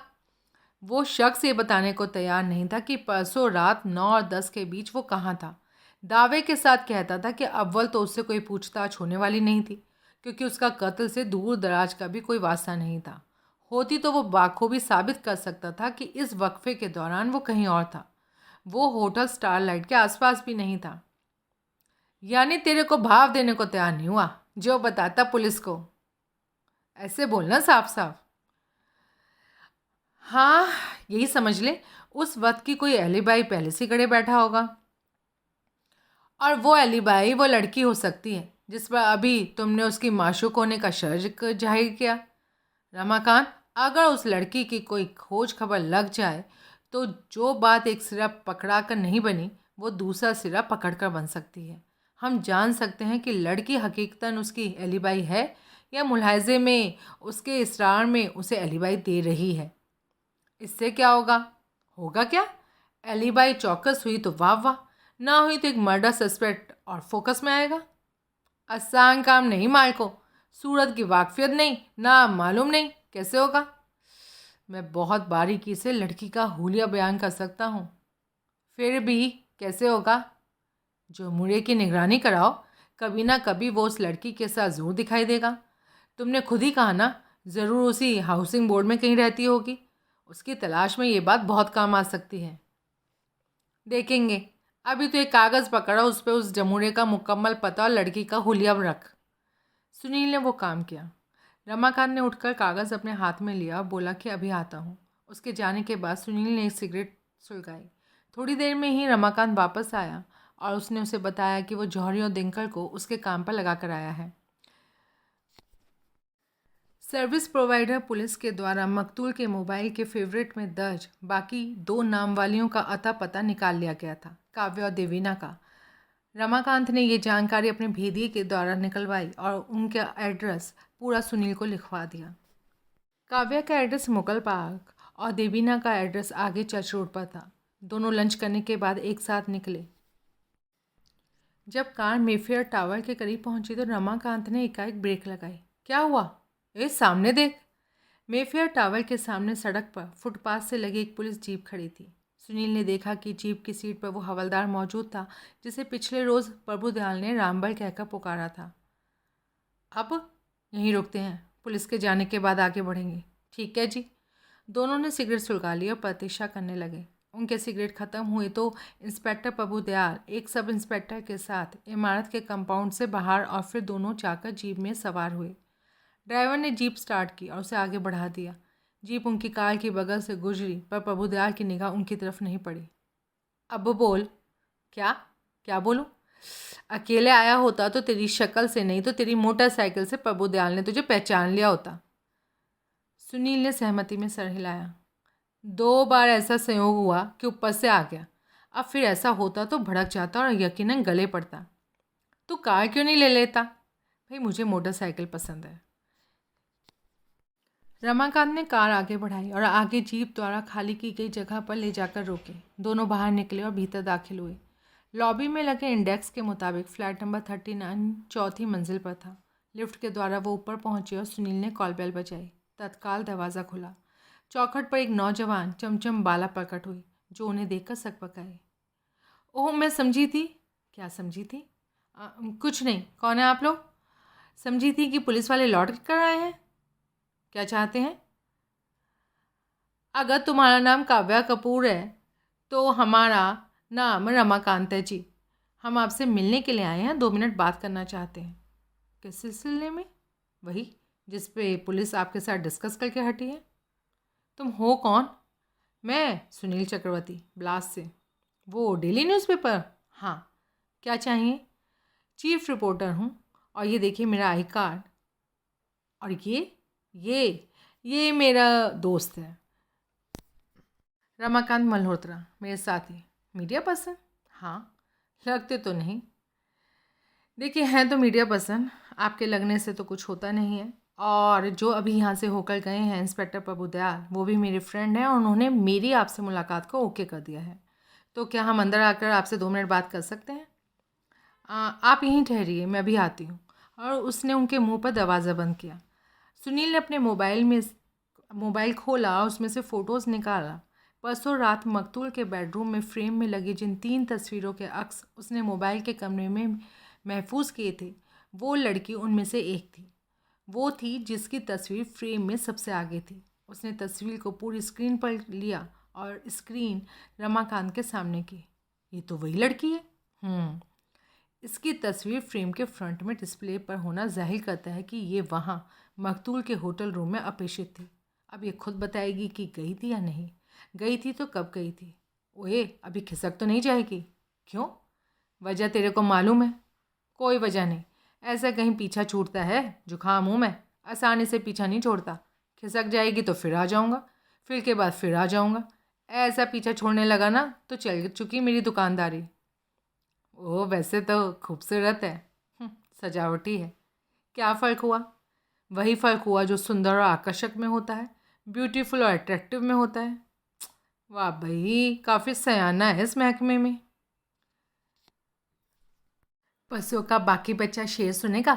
नहीं। क्यों भाई? मैं तेरी हर बात सुनता हूँ तो तू क्यों? तभी दरवाज़ा खुला। आइए। वो उन्हें ड्राइंग रूम में लेकर आए। यहाँ सब कुछ फैला हुआ है, ज़रा इसे ठीक। ओह, कोई बात नहीं। अच्छा, आप बैठिए। दोनों अगल बगल बैठ गए तो वो उनके सामने बैठे। पुलिस को बेतरतीबी कबूल थी तो तब नहीं थी। उन लोगों के जाने के बाद मैंने फैलाई। आपने? तैयार होने की जल्दी में। आधे घंटे में मैंने यहाँ से निकलना है। ठीक 4 बजे मेरी कहीं हाजिरी है। ये आप हमें नोटिस दे रही हैं कि हम आपका ज़्यादा वक्त नहीं लेंगे? Yes, thank you. पुलिस का यहाँ फेरा लगा, इसलिए आपसे ये पूछना तो बेकार होगा कि परसों रात होटल स्टारलाइट में हुए कत्ल की आपको खबर है या नहीं। उसने सहमति में सर हिलाया। पुलिस को आपकी खबर कैसे लगी? कैसे आप तक पहुँच गई? कहते थे कि मकतूल के मोबाइल के फेवरेट की लिस्ट में मेरा नाम और फ़ोन नंबर था उसने स्वीट के बेडरूम में फ्रेम में लगी मेरी तस्वीर मौजूद थी। वो कहते थे, खुद आपको ये बात नहीं मालूम? अब किसी के मोबाइल में क्या है इसकी मुझे कैसे खबर होगी? और तस्वीर की बात? वो खामोश हो गई। लगता है सवाल कुछ मुश्किल हो गया। ओके, मैं पहले चंद आसान सवाल पूछता हूँ, आप तब तक मुश्किल सवाल के जवाब की तैयारी कर लीजिए। आप यहाँ अकेली रहती हैं? हाँ। कामकाजी महिला है? हाँ। क्या काम करती हैं? लिंक रोड पर एक रेस्टो बार है, चिल नाम से, उसमें एम्प्लॉयड हूँ। किस हैसियत से? उस हैसियत से नहीं जो तुम्हारे जहन में है। जहाँ रेस्टो बार का नाम लो तो लोगों को बार डांसर सोचने लगती है तो नहीं ना ऐसा? आपकी क्या जॉब है? मैं बार टेंडर हूँ। लड़कियाँ भी बार टेंड करती हैं? हाँ, करती हैं। ठीक है, तो तुम बार टेंडर हो। आप इतनी आकर्षक हैं, इतनी नौजवान हैं, इतनी उम्दा पर्सनैलिटी। छोड़िए आप वो बात, ये सब सभी कहते हैं। मुझे अपनी जॉब से फ़िलहाल कोई शिकायत नहीं। फ़िलहाल? हाँ, जब शिकायत होगी तो सोचूंगी कुछ। So as I understand, chill में आपकी ड्यूटी 4 बजे से होती है? हाँ, इसलिए बोला ना कि आधे घंटे में निकलना है। इत्मीनान रखिए, थोड़ा सहयोग देंगी तो हमारी वजह से आप लेट नहीं होंगी। तो आप सिंगल हैं? नहीं, मैं विडो हूँ। इस उम्र में विधवा? कितना अर्सा चला आपका वैवाहिक जीवन? 10 महीने। क्या हुआ? सडन हार्ट फेलियर, दूसरी सांस नहीं आई। कितनी उम्र थी? 36। और किस चीज़ का कारोबार था उनका? हौजरी मैन्युफैक्चरर थे, अपनी फैक्ट्री थी। फिर तो संपन्न व्यक्ति हुए। हाँ, ठीक ही थे। कब की बात है? 4 साल पहले की। विल?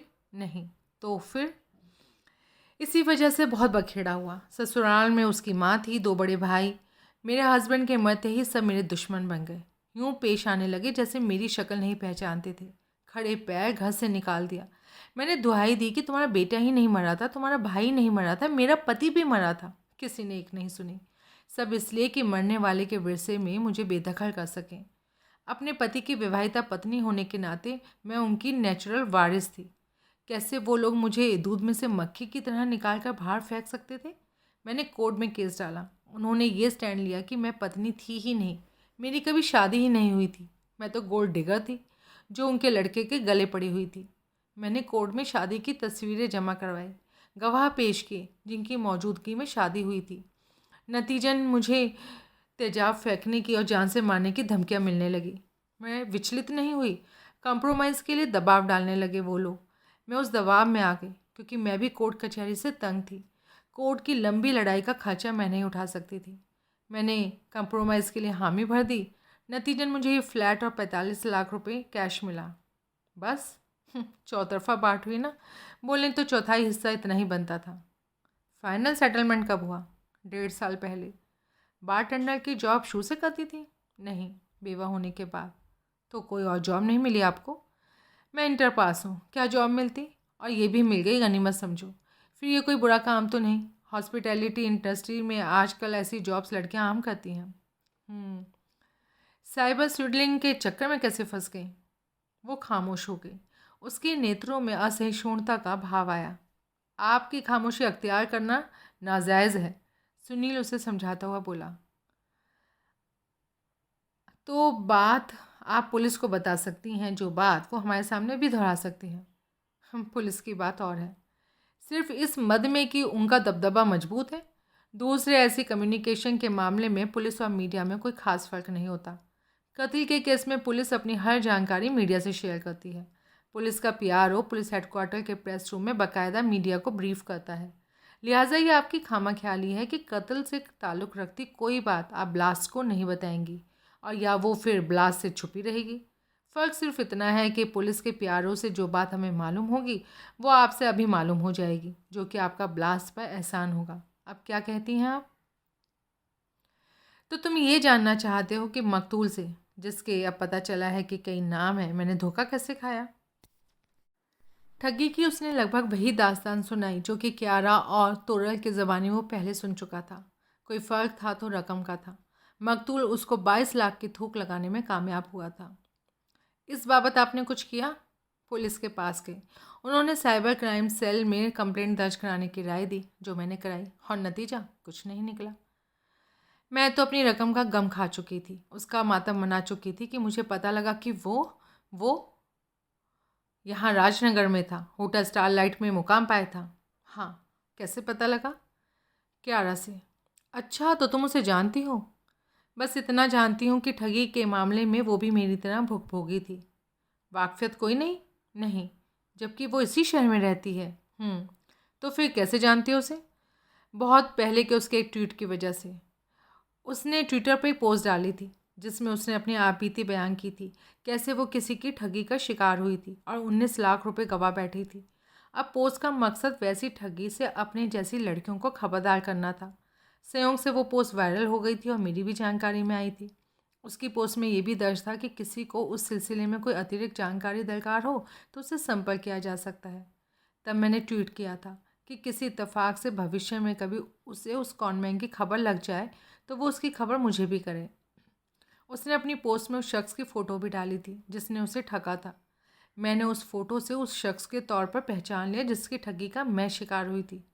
कोई फ़र्क था तो ये था कि उसकी पोस्ट वाली तस्वीर में दर्ज शख्स के चेहरे पर फ्रेंच कट दाढ़ी थी, जबकि जिसने मुझे ठगा था उसके चेहरे पर फुल दाढ़ी थी। परसों मुझे एसएमएस मिला कि हम दोनों का कॉमन स्विडलर होटल स्टारलाइट के रूम नंबर 506 में है। आपको क्यारा ने बताया? हाँ, और कौन बताता? एसएमएस पर उसका नाम दर्ज नहीं था, लेकिन मैं जानती थी कि भेजने वाला क्यारा सोबती के अलावा कोई नहीं हो सकता। और जिस नंबर से एसएमएस आया था तो आपने उसमें कॉल लगाई? लगाई थी, लेकिन वो रिसीव नहीं हुई। वो एसएमएस अभी भी है तुम्हारे फ़ोन में या इरेज कर दिया? नहीं है। दिखाओ मुझे। वो उठी और बेडरूम में जाकर अपना फ़ोन लाई। उसने उस पर वांछित एसएमएस निकाला और फ़ोन सुनील को थमाया। सुनील ने एसएमएस भेजने वाले नंबर पर तवज्जो दी। ये मोबाइल नंबर क्यारा सोबती का ही है। फिर बोला, तो तुमने उससे संपर्क किया? हाँ, वही था वो, होटल स्टारलाइट में। बात की? हाँ। क्या? यही कि वो मेरा पैसा वापस कर दे वरना मैं उसे गिरफ्तार करा दूंगी। तो पहले गिरफ्तार कराना था ना, फिर पैसे की मांग रखनी थी। अब उस घड़ी जो मुझे सूझा मैंने किया। फिर? वो क्या बोला? जवाब में गिड़गिड़ाने लगा, फरियाद करने लगा। बोला मैं उसे एक मौका दूं तो वो मुझे सब एक्सप्लेन कर देगा। वो भी कर देगा जो मैं चाहती थी वो करे, लेकिन मैं एक बार आकर उससे बात करूं। क्या बात? उसने कहा मुलाकात करने पर बताएगा। मैं पिघल गई और मुलाकात के लिए हामी भर दी। फिर मैं होटल गई, लेकिन मैं परसों दोपहर बाद गई थी, 2 बजे के करीब। लेकिन दोपहर बाद? हाँ, तुम सुनो तो सही। अच्छा, फिर? मैं होटल स्टारलाइट और आगे रूम नंबर 506 में पहुंची जहां उसका प्रवास था। वो बहुत सलीके से मेरे से मिला, बहुत अदब के साथ मेरे से पेश आया। फिर बोला कि पिछले 1 साल से वो ऐसी कई पेचीदगियों के हवाले था जिनका कोई हल वो ना निकाल पाता और ना ही उसकी जान जा सकती थी। अपनी मजबूरी के तहत उसके कॉन्वेंट शिप में पनाह पाई थी, लेकिन अब उसकी दुश्वारियाँ काफ़ी हद तक दूर हो चुकी थीं। इस हद तक दूर हो चुकी थी कि वो बहुत जल्दी ऐसी स्थिति में आ जाने वाला था कि वो हर किसी का पैसा लौटा सकता था। बोला कुछ का तो वो लौटा भी चुका था और अब अगर मैं उसे थोड़ा सा सहयोग दूँ तो वो मेरा पैसा भी मुझे लौटा देगा। कैसा सहयोग? उसने मुझे कार्डबोर्ड का एक बॉक्स दिखाया जिसमें सोने के बिस्किट थे। कितने? 20, 100-100 ग्राम के। बॉक्स पर यूके की स्टैंपिंग थी। 2 किलो सोना था उसके पास। हाँ। कीमत 60 लाख रुपए। कहाँ से आया? क्या बोला? अमेरिका से साथ लाया या मुंबई से पिक करके लाया? अब तो ये बात खुल चुकी है ना कि वो यहीं का बाशिंदा था। अब तो खुल चुकी है, पहले तो तुम इस हकीकत से बेखबर थी। क्या बोला वो सोने के बारे में? बोला इस बाबत वो कुछ नहीं कह सकता था। उसने मेरे से दरख्वास्त की कि मैं इस बाबत उससे कोई सवाल ना करूं। कहता था कि इतना सोना वो इमीडिएटली डिस्पोज नहीं कर सकता था। कोशिश करता तो गिरफ्तार होता। वो धीरे धीरे होने वाला काम था और हालात ऐसे थे कि उसके पास वक्त नहीं था। अगले रोज़ या बड़ी हद और अगले रोज़ उसने वहाँ से कूच कर जाना था। वो बोला कि उसे 10 लाख रुपए की सख्त ज़रूरत है। वो रकम अगर उसे मैं मुहैया करा देती तो वो सोना मुझे सौंप सकता था। यूँ मेरी पिछली रकम भी वसूल हो जाती, यानी 60 लाख का सोना मुझे 32 लाख में मिल सकता था। नकली होगा। मैंने साफ तो ऐसा नहीं कहा, लेकिन इस बाबत हिंट उसे बराबर सरकाया। तब उसने कहीं से एक हेक्सा ब्लेड बरामद किया, कार्डबोर्ड बॉक्स में से एक बिस्किट उठाया और ब्लेड की मदद से उसके कोने से एक टुकड़ा काट कर उसने मुझे सौंपा और कहा, मैं इसे कहीं भी जाकर परखवा लूँ। अगर उसे 24 कैरेट नहीं पाऊँ तो रात को मैं उसे पैसे ना दूँ, और अगर मैं पा जाऊँ तो 10 लाख रुपए के साथ उसी रात वापस आऊँ और सोना ले जाऊँ। मुझे पहले से मालूम था कि जौहरी बाज़ार में धर्मकांटा कहलाने वाली दुकानें होती थी, जहाँ सोने के वजन और कैरेट की तस्दीक करके बाकायदा सर्टिफिकेट जारी किया जाता था, जो सारे सराफे में मान्य होते थे। वहाँ से तस्दीक हुई कि सोना खरा था, 24 कैरेट का था, और वो एक टुकड़ा 4.18 ग्राम का था। एक ही बिस्कुट खरा होगा जिसमें से उसने वो टुकड़ा काट कर तुम्हें दिया। Once a thief always a thief. खैर, फिर मैं उसके पास दोबारा गई 10 बजे के करीब। मैं लॉबी में थी तब पूरे 10 बजे थे। मैंने देखा कि दरवाज़ा खुला था। फिर भी अपने आगमन की सूचना देने के लिए कॉल बेल बजाना तो ज़रूरी था। मैंने बजाई, जवाब नहीं मिला। नाम लेकर पुकारा, कोई जवाब नहीं। फिर झिझकते हुए मैंने भीतर कदम रखा। आगे ड्राइंग रूम में पहुंची तो हौलनाक नज़ारा मुझे दिखाई दिया। उसकी लाश देखकर मेरा तो दम ही निकल गया। तत्काल मैं वहाँ से भाग निकली। पीछे दरवाज़ा बंद करके? नहीं, जैसा वो मेरे भीतर दाखिल होते वक्त था वैसा छोड़ के। कैसा था? खुला हुआ, यूं कि पल्ला चौखट के साथ नहीं लगा हुआ था। जब आई थी तब भी ऐसा ही था। हाँ, मेरे ख्याल से दरवाजे के ऑटोमेटिक डोर क्लोज़र में कोई नुक्स था। वो बराबर काम नहीं कर रहा था, इसलिए दरवाजे और चौखट में झिरी रह जाती थी, जिससे कि दरवाजे को धक्का देकर पाटना पड़ता था, वरना दरवाज़ा खुला रह जाता था। हो सकता है। तो आप उसे वैसे ही खुला छोड़कर वहाँ से चली गई? हाँ। फर्श पर लुढ़का पड़ा बटुआ देखा? मैंने लाश के सिवाय कुछ नहीं देखा था। मुझे नहीं मालूम वहाँ और क्या था क्या नहीं था। लाश ने मेरे होश उड़ा दिए थे। तब वहाँ से फ़ौरन निकल लेने के सिवाय मेरे पास कुछ नहीं उपाय था, और ना ही मुझे कुछ सूझा था। 10 लाख रुपए की रकम नकद साथ लेके गई थी? हाँ। किस में, ब्रीफकेस में या बैग में? अपने हैंडबैग में। तमाम नोट 2000 के थे, 5 गड्डियाँ ही तो थीं। मैंने हैंडबैग में आराम से आ गए थे वो पैसे। इतनी बड़ी रकम कैश में आपके पास थी? नहीं, उस खास काम के लिए मैंने बैंक से निकाली थी।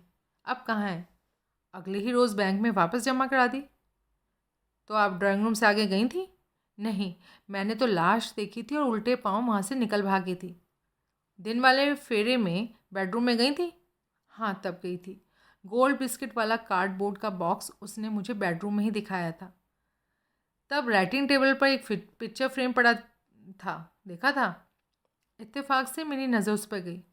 मुझे बड़ी हैरानी हुई कि उसमें उसमें मेरी तस्वीर थी। मैंने उससे इस बाबत उससे सवाल किया तो वो रोमांटिक होने की कोशिश करने लगा। मैंने सख्ती से उससे कहा कि वो ऐसे डिस्प्ले पर मेरी तस्वीर ना लगाए, बल्कि मुझे लौटाए। उसने लौटाई तो नहीं थी, पर फ्रेम को मेज़ पर से उठाकर दराज के भीतर रख दिया था। आपको कोई अंदाज़ा है कि कत्ल किसने किया था? नहीं, मुझे कैसे अंदाज़ा होगा? खुद अपने बारे में क्या ख्याल है? मैंने कत्ल नहीं किया, ऐसा सोचना भी मेरे साथ ज़्यादती है। पुलिस ने कत्ल के वक्त का जो पैरामीटर मुकर्रर किया है, आपकी विजिट उसमें आती है। हाँ, आती होगी। जब मैं कहती हूँ कि मैंने कत्ल नहीं किया तो नहीं किया। मेरा इरादा कत्ल का होता तो मैं 10 लाख रुपए साथ लेकर जाती? बिल्कुल भी नहीं। कत्ल की खबर लगने के बाद आपने वहाँ किसी चीज़ को छुआ? छूने का तो कोई मतलब ही नहीं था, मैं वहाँ रुकी नहीं। अगर मेरी ऐसी कोई मंशा होती तो मैं वहाँ से सोने के बिस्किट वाला बॉक्स ही लेकर भाग जाती, पर मैंने ऐसा कुछ नहीं किया। अच्छा, मंगला नाम की किसी लड़की को जानती है? नहीं। मकतूल से उसकी ज़बानी उसका जिक्र सुना? मकतूल क्या? भाई, जिसका कत्ल हुआ हो? नहीं, मेरे सामने उसने किसी मंगला का नाम नहीं लिया। ड्रिंक करती हैं? मैं बार टेंडर हूँ। कोई दरिया में उतरे और भीगे नहीं, ऐसा कहीं होता है? विस्की? शौक से। बाय द वे, अभी तक आपके 2 मिनट नहीं हुए। मुझे ठीक 4 बजे ड्यूटी पर पहुंचना है। बस 2 मिनट और। आप साबित कर सकती हैं कि परसों अपने दूसरे फेरे में आप रात 10 बजे होटल पहुंची थी? नहीं साबित कर सकती। मुझे मालूम होता कि आगे कत्ल हुआ देखने को मिलने वाला था तो साथ कोई गवाह लेकर जाती। मकतूल बेडरूम में डिस्प्ले पर आपकी तस्वीर लगाया था। आपने कहा था कि उस बाबत उसने रोमांटिक होने की कोशिश की थी। कहीं ऐसा तो नहीं कि रोमांटिक होना और जोर ज़बरदस्ती करना उसे एक ही कारोबार लगता हो? क्या मतलब? दूसरे फेरे में उसने आपसे ज़ोर ज़बरदस्ती करने की कोशिश की हो, बाज ना आया हो, तो उसके दिल में उतरने की जगह आपने चाकू उसके दिल में उतार दिया हो। मेरे पास चाकू कहाँ से आया? वो वहीं कहीं लुढ़का पड़ा हो और आपने आत्मरक्षा के इरादे से उठा लिया हो और बाखूबी इस्तेमाल किया हो। नहीं, वहाँ एक ही चाकू था और वो, क्या बोले थे तुम? मकबूल, मकतूल। हाँ, उसकी छाती में पेबस था। एस्ट्रा हाई हील पहनती हैं आप? स्टिलेटो। नहीं, एस्ट्रा क्या, हाई हील ही नहीं पहनती। 5 फुट 7 इंच कद है मेरा। लंबी लगने के लिए मुझे हील की क्या ज़रूरत? कभी कभार के लिए हाई हील नहीं रखती? नहीं। अच्छा, आपके बाएं हाथ की रिंग फिंगर में रिंग पहने होने की चुगली करता स्किन कलर से लाइटर कलर का गोल निशान तो है, लेकिन रिंग नहीं है। रिंग कहीं गिर गई? आपको पता नहीं लगा? हाँ। कैसी थी? मामूली थी, कोई ख़ास कीमती तो नहीं थी। वैसे जड़ाऊ थी, उसमें नग लगा था लेकिन नकली। गिलास था। मैं आजकल डाइटिंग कर रही हूँ, इसलिए थोड़ा लूज़ हो गई थी, इसलिए पता नहीं कभी कहीं गिर गई हो। सुनील ने अपने मोबाइल की फ़ोटोज़ में रिंग की फ़ोटो को एनराज किया, स्क्रीन युवती के सामने की। कहीं ये तो नहीं है आपकी अंगूठी? युवती ने पहले लापरवाही से फिर गौर से तस्वीर को देखा। लगती तो वही है, मेरे ख्याल से। कहाँ मिली? नहीं मिली तो तस्वीर कैसे खींच ली? कहीं पड़ी देखी थी? उठाना पुलिस के कारोबार में दखलंदाजी होता। कहाँ पड़ी देखी थी? मौका वारदात पर, लाश के पहलू में। लाश के पहलू पर बड़ा जोर है तुम्हारा, जैसे इतने से ही साबित हो सकता है कि अंगूठी कत्ल के वक्त ही गिरी थी। मैंने पहले ही बोला कि वो लूज हो गई थी, हो सकता है उंगली से सरक गई हो और वहाँ गिर गई हो जहाँ बाद में किसी वक्त लाश भी गिरी। अगर अंगूठी आपकी है तो मौका वारदात पर आपकी हाजिरी लगाती है, लेकिन कत्ल के वक्त की गिरी इस बात की हाजिरी तो नहीं लगाती। अंगूठी से कुछ साबित नहीं होता, इससे तो ये ही साबित नहीं होता कि ये मेरी है। आप इसकी ओनरशिप से मुकर रही हैं? हाँ, समझ लो मुकर रही हूँ। इस पर मेरा नाम लिखा है, कैसे साबित करोगे मेरी है? आपने खुद कबूल किया। मैंने कुछ कबूल नहीं किया, एक गवाह के सामने कबूल किया। भाड़ में गया तुम्हारा गवाह, और अब तुम भी वहीं जाओ। मेरे से गर्मी बर्दाश्त नहीं होती, इसलिए तुम्हारी सलाह पर अमल नहीं कर सकता। तुम्हारी जड़ाऊ अंगूठी गायब है। उंगली पर बना सफ़ेद गोल निशान इस बात की चुगली कर रहा है। कोई चुगली नहीं कर रहा। अगली बार आओगे, जिसकी गुंजाइश कम है, तो इस उंगली में अंगूठी मौजूद पाओगे। फॉर गॉड सेक, अब बस करो, मुझे बहुत देर हो रही है। आखिरी सवाल, पॉजिटिवली वाला, लास्ट क्वेश्चन। शूट। कपूर आपका बाय मैरिज नाम है? हाँ। मेरा नाम क्या है? अब्रोल। एक अब्रोल। तुषार अब्रोल। होटल स्टारलाइट में असिस्टेंट मैनेजर है। उससे आपका कोई रिश्ता? मेरे कज़न हैं, पिता के बड़े भाई के बेटे। आपकी उनसे मेल मुलाकात? देखो, मैं बेडरूम में ड्रेस चेंज करने जा रही हूँ। मेरे वहाँ से निकलने पर अगर तुम दोनों यहाँ पर दिखाई दिए तो मैं फ्लैट खुला छोड़ के चली जाऊँगी, और फिर जब तक जी चाहे यहाँ डेरा जमाना। नहीं, इसकी कोई जहमत नहीं होगी, हम भी जा रहे हैं। बस एक आखिरी सवाल, सोने का वो टुकड़ा कहाँ है जो मकतूल ने एक बिस्किट पर से काट कर आपको सौंपा था? वो इंस्पेक्टर ले गया, जो तुम लोगों से पहले यहाँ पूछताछ के लिए आया था। तुम तो कहते हो वो तुम्हारा फ्रेंड था। आपने तमाम कहानी उस इंस्पेक्टर को भी सुनाई? हाँ, वही जो हमें भी सुनाई। हाँ, I have nothing to hide. कोई और भी पूछेगा तो यही सब सुनने को मिलेगा। वो दोनों वहाँ से निकलकर सीधे प्रभुदयाल के ऑफिस में पहुँचे और सुनील ने प्रभुदयाल से गिला किया कि उन्होंने उसको 2 किलो सोने के बारे में कुछ नहीं बताया था। सोने की बात सुनकर प्रभुदयाल चौंक गया। उड़ती चिड़िया का हवाला देते हुए सुनील ने पूछा, मकतूल अपने साथ 2 किलो सोने की खेप लिए फिर रहा था? हाँ, लेकिन सोना नकली था। सिर्फ एक बिस्किट असली था, जिसमें से एक छोटा सा टुकड़ा काट लिया गया हुआ था। एक बिस्किट भी 3 लाख का होता है, तो क्या उसे पता थोड़ी था कि मर जाने वाला था? लड़की क्या कहती है इस बारे में? कौन लड़की? काव्या कपूर। काव्या कपूर? हाँ, तुम्हें जैसे मालूम ही नहीं। तुम तो मिलकर आ रहे हो ना उससे, इसलिए तो तुम्हें 2 किलो सोने की खबर हुई है। प्रभु दयाल के स्वर में व्यंग का पुट आया। वो कातिल हो सकती है। अगर सच कहती है कि रात 10 बजे उसके कमरे में गई थी तो नहीं हो सकती। कहती ही तो है, क्या पता कब गई थी। अभी तफ्तीश जारी है। अभी उससे सरसरी तौर पर पूछताछ हुई है। यहाँ बुलाकर सख्ती से पूछताछ करेंगे तो शायद कुछ और बात कहे। ठीक। कातिल के बारे में आपने कोई राय कायम की? अभी नहीं। आप कहते हैं कि फूलदान पर जनाना उंगलियों के निशान थे। अभी तक 3 देवियां आपकी जानकारी में आ चुकी हैं। 4। चौथी का नाम देवीना महाजन है, तुम्हें तो मालूम ही होगा। सुनील परे देखने लगा। उससे मिल चुके हो या अभी मिलने जाओगे? मैं किसी देवीना महाजन को नहीं जानता। मकतूल के मोबाइल की फेवरेट्स की लिस्ट में उसका नाम भी था। देवीना? हाँ, तुम ज़रूर उसके कमरे में गए थे, लेकिन तुम मानने को तैयार नहीं हो। अरे आप तो मेरी खुशकी उड़ा रहे हैं। पुलिस से ऐसी खबराल अच्छी नहीं होती रिपोर्टर साहब। मैंने कभी पुलिस की मुखालफत नहीं की।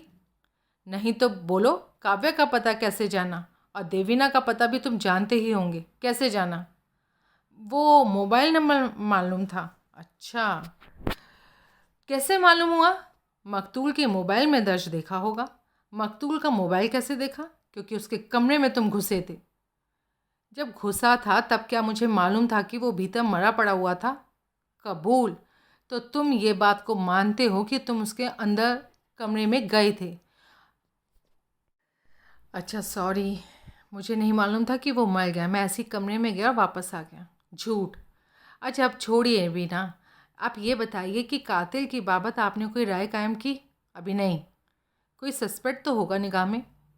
परसों रात जिसके भी मकतूल के कमरे में कदम पड़े थे वो सस्पेक्ट है। तुम भी? मेरे पास कत्ल का कोई उद्देश्य नहीं है। क्योंकि तुम खुद कहते हो हर मुसीबत ज़्यादा हसीना के सके वाले हो, उसके लिए कुछ भी कर सकते हो, कत्ल भी। अरे सर, अगर ऐसा होता ना तो मैं अब तक 100 कत्ल कर चुका होता। प्रभुदयाल चुप रहा। तो वो 3 लड़कियां मर्डर सस्पेक्ट हैं? 4। 4? चौथी देवीना महाजन, जिससे हमारी अभी मुलाकात नहीं हुई। अभी वो घर पर नहीं है, जो पता हमारे उसके पास है।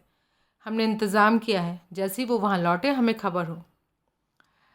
बाकी 3 के फिंगरप्रिंट्स चेक किया आपने? वो फूलदान पर तो थे या नहीं? फूलदान मर्डर वेपन नहीं है।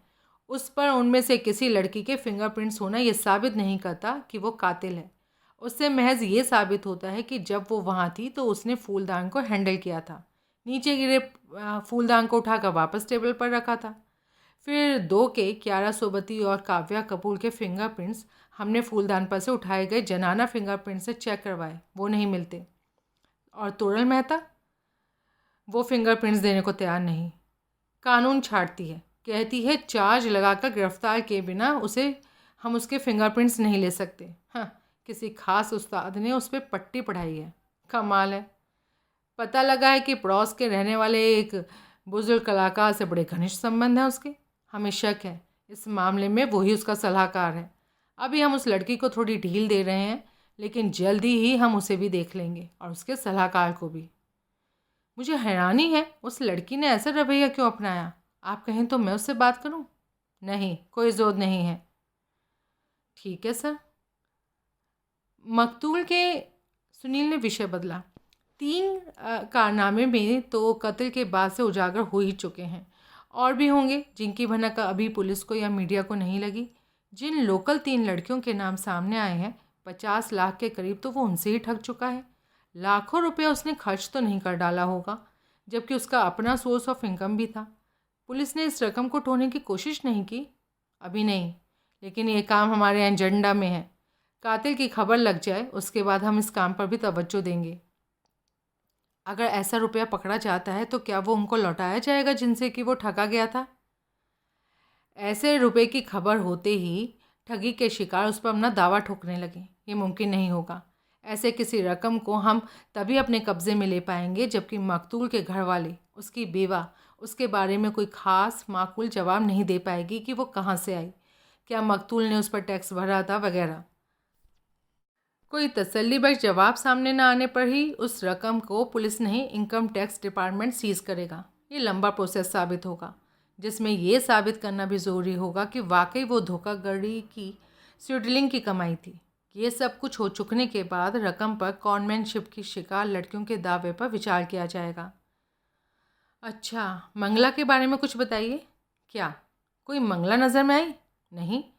जब मकतूल ने मरते वक्त नाम लिया होगा तो ज़रूर कोई होगी। होगी तो नज़र में आ ही जाएगी।